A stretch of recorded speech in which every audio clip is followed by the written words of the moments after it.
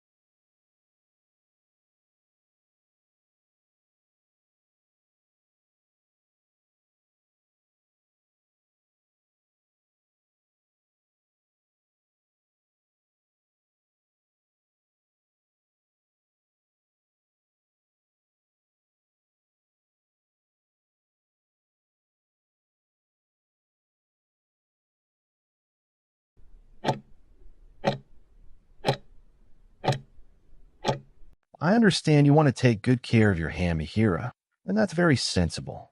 For the time being, while the bruise heals, the main things are to keep the area clean and dry with gentle washing, and to try and avoid putting too much direct pressure on that specific spot.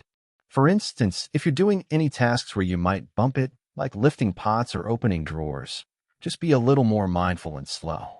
If you're doing something where the hand is at risk, like gardening or certain types of work, wearing a simple, light protective glove can be helpful to shield it from another bump. Looking ahead, to help prevent little injuries like this in the kitchen where they often happen, a few mindful adjustments can make a real difference.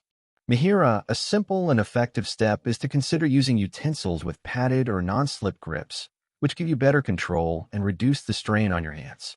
It's also helpful to be especially present and focused when handling sharp objects like knives or heavy items like full pots and pans, ensuring you have a firm, steady grip and a clear workspace. Taking that extra moment of care can prevent a lot of minor accidents.